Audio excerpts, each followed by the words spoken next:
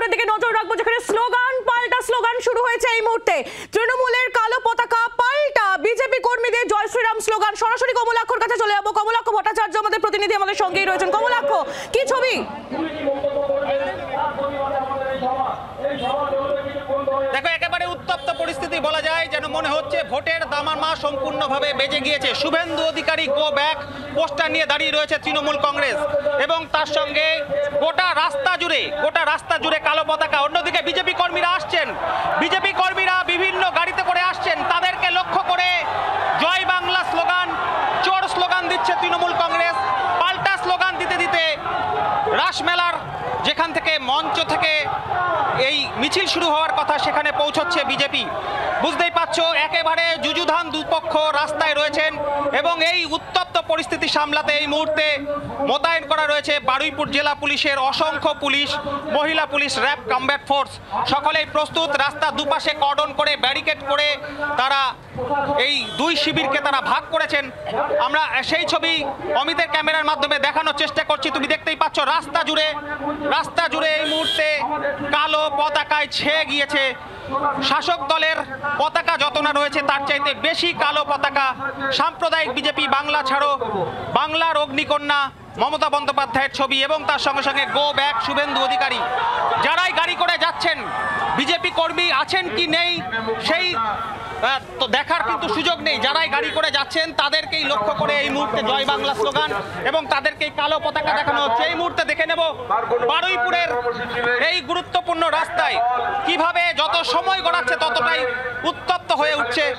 শুভেন্দু অধিকারী এগিয়ে আসছেন বাইপাস ধরে, তার সঙ্গে বিজেপির পরিষদীয় দলের বিধায়করা রয়েছেন। রাস্তার দুপারে দুই শিবির, এবং কিছুটা দূরে এই মুহূর্তে আমি যেখানে রয়েছি সেই শিবানীপীঠ, তার আগে বারুইপুর পুরাতন বাজার, দুই জায়গায় কিন্তু তৃণমূল কংগ্রেস ঠিক একই রকম ভাবে আজকে মঞ্চ করেছে। সেই মঞ্চে আজকে কিন্তু তারা সেখান থেকে বক্তব্য রাখছে তাদের এই পথসভা থেকে।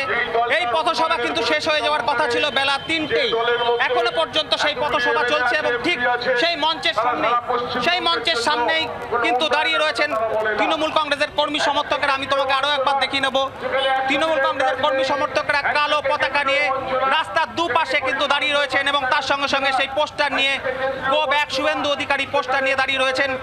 কিছুটা তফাতেই রয়েছেন বিজেপি কর্মীরা, তাদের সভা মঞ্চ আরো কিছুটা দূরে, সেখান থেকে ইতিমধ্যেই সভা শুরু হয়েছে।